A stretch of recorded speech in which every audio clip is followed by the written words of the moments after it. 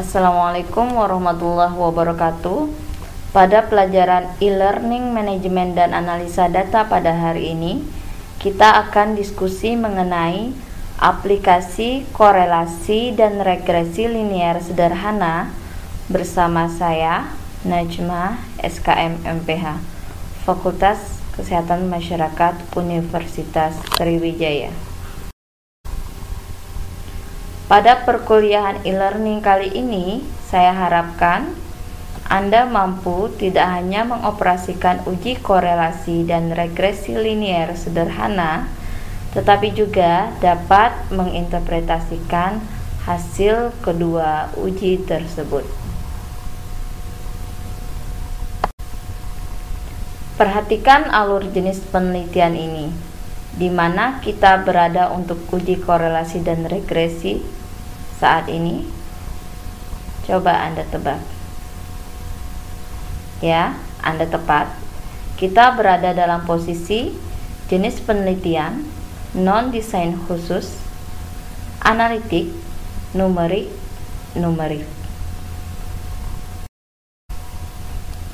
Untuk variabel numerik dan numerik, uji yang kita dapat lakukan adalah uji korelasi ataupun uji regresi linear. Selanjutnya, yang perlu kita pikirkan, apakah beda kedua uji tersebut, korelasi dan regresi? Mungkin Anda pernah baca, coba Anda ingat-ingat sebentar. Ya, beberapa Anda mungkin menjawab benar. Korelasi dan regresi merupakan uji yang saling melengkapi. Ketika kita ingin mengetahui derajat atau keeratan hubungan, maka kita dapat melakukan uji korelasi ataupun uji regresi. Namun, ketika kita ingin melakukan prediksi suatu nilai, misal nilai kolesterol dengan umur tertentu berapa ya nilainya, kita dapat melakukan uji yang lain. Maksud saya, uji selanjutnya yaitu uji regresi.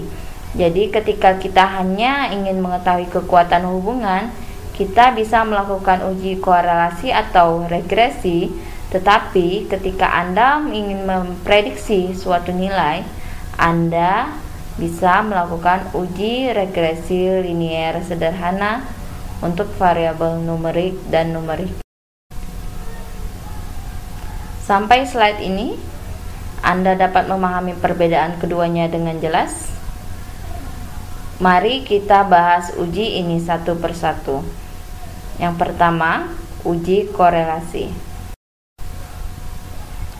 Untuk mengetahui kekuatan hubungan antara variabel numerik, misalnya antara total kolesterol dan umur, atau kadar gula darah dan jumlah konsumsi gula, kita dapat melihat rentang variabel tersebut dari 0 hingga 1 untuk mengetahui kekuatannya.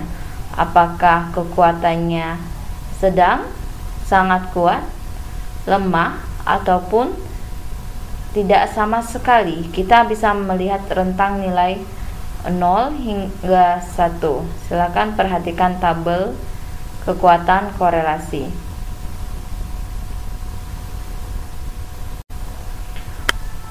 Adapun dari arah nilai korelasi, ada nilai positif dan negatif. Jika nilai hasil korelasi positif, ini artinya semakin besar nilai suatu variabel, maka besar pula nilai variabel yang diuji lainnya. Jika hasilnya negatif, maka kebalikannya, semakin besar nilai suatu variabel numerik, maka semakin kecil nilai variabel numerik lainnya.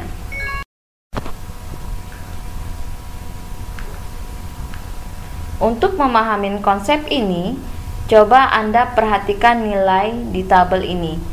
Korelasi A, korelasi antara dimensi tulang pinggul atau hip dimension. Ada nilai positif dan negatif, dan nilai korelasinya pun antara 0 hingga di 1. Coba Anda perhatikan mana nilai yang searah dan mana nilai yang berlawanan arah.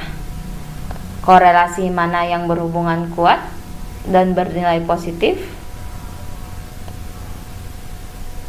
Korelasi mana yang berhubungan lemah dan bernilai korelasi negatif? Silakan Anda perhatikan tabel ini.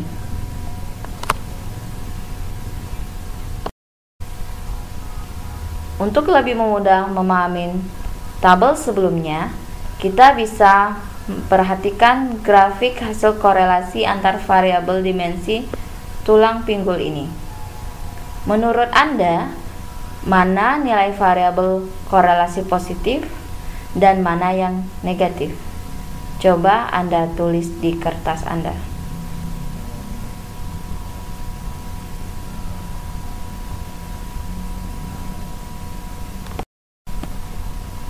Ya, mari kita bandingkan hasil jawaban Anda dengan hasil jawaban saya. Panah merah menunjukkan asosiasi berlawanan atau korelasi negatif. Perhatikan kotak NN width atau lebar hip dan NN BMD atau nilai kepadatan tulang pada kotak A menunjukkan korelasi negatif. Dengan kata lain, dengan meningkatnya nilai width, maka nilai BMD semakin menurun. Sekarang perhatikan tabel width dan CSMI pada kotak B. Korelasi positif. Dengan kata lain, semakin meningkat nilai width, maka semakin tinggi pula nilai CSMI. Coba Anda belajar menginterpretasikan grafik yang lain. Mana yang berlawanan arah dan mana yang searah.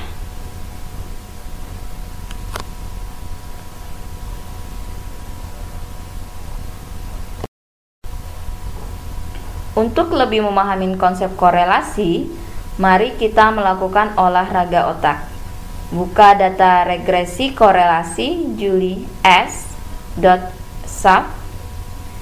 Kita ingin mengetahui apakah ada korelasi antara total kolesterol dan body mass index atau BMI. Oke, udah siap dengan datanya? Mari kita lakukan latihan bersama-sama.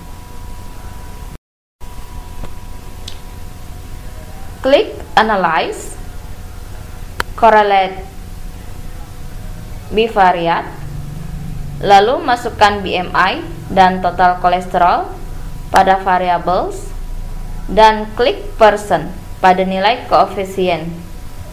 Lalu OK. Bagaimana hasilnya? Mari kita bandingkan hasil Anda dengan nilai kita latihan bersama. Berikut output SPSS yang kita hasilkan. Nilai manakah yang kita ambil? Coba Anda tebak. Mana nilai korelasi dan mana nilai signifikansi yang akan kita ambil? Silakan Anda catat di kertas Anda. Ya, Anda benar. Nilai yang di lingkar merah adalah nilai korelasi. Dan nilai yang di lingkar hijau adalah nilai signifikansi hubungan antara kedua variabel numerik. Lalu, bagaimana kita menginterpretasikan hasil ini?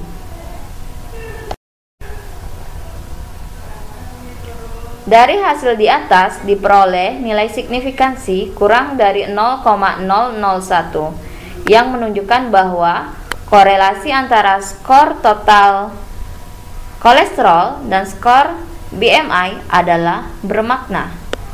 Nilai korelasi Person 0,364 menunjukkan korelasi positif dengan kekuatan korelasi yang sedang. Jadi, ada hubungan antara kedua variabel dan nilai korelasinya bernilai positif dan sedang.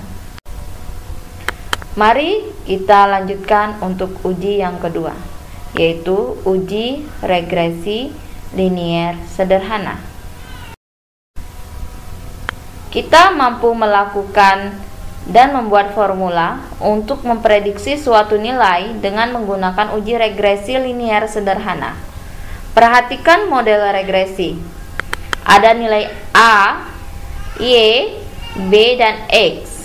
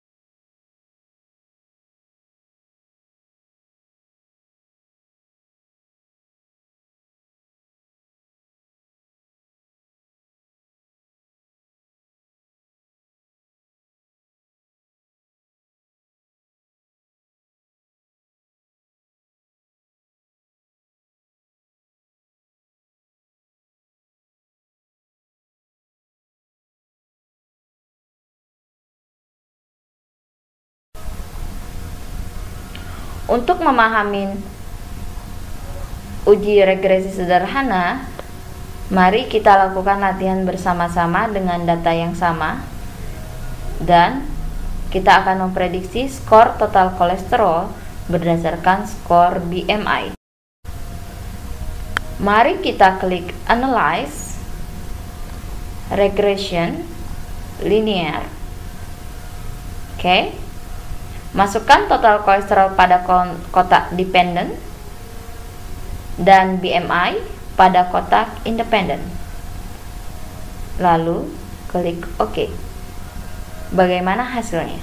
Mari kita bandingkan hasil Anda dengan hasil slide ini. Perhatikan nilai output SPSS ini. Menurut Anda, yang mana nilai korelasi, nilai signifikansi, nilai intercept, dan slope yang akan kita ambil? Silakan Anda tandai.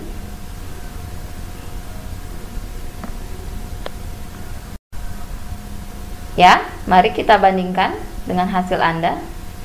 Nilai korelasi yang kita ambil pada tabel model summary pada nilai R. Nilai regresi, intercept, dan slope yang kita ambil pada nilai koefisien konstan 3,178 sebagai nilai intercept atau A, dan nilai 0,09 sebagai nilai slope atau B. Sedangkan Y total kolesterol dan X nilai BMI. Mari kita formulasikan untuk memprediksi nilai total kolesterol berdasarkan nilai BMI berdasarkan nilai-nilai ini.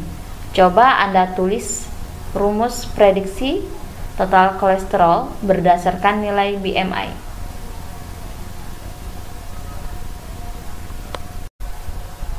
Ya, mari kita bandingkan dengan slide ini.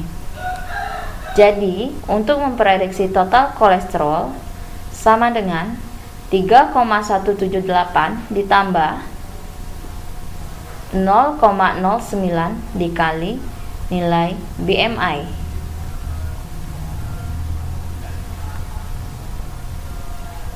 Jadi, nilai 3,178 atau intercept adalah nilai total kolesterol ketika nilai BMI adalah 0. Sedangkan slope 0,09 adalah nilai total kolesterol dengan meningkatnya 1 unit 0,09 dikali nilai BMI.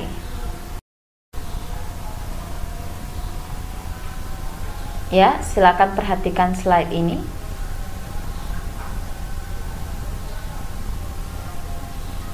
Coba Anda hitung jika BMI 18.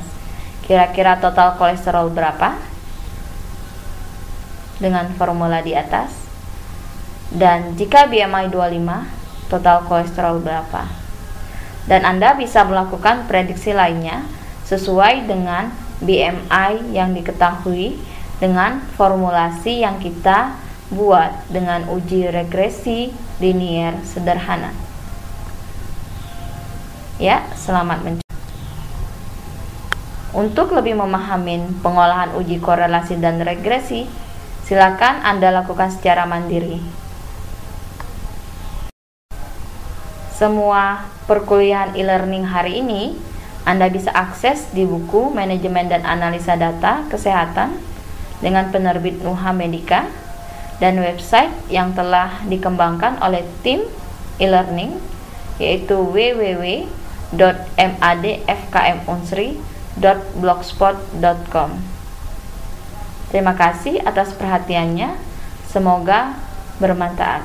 Assalamualaikum warahmatullahi wabarakatuh. Salam cerdas, tiada batas untuk menjadi cerdas.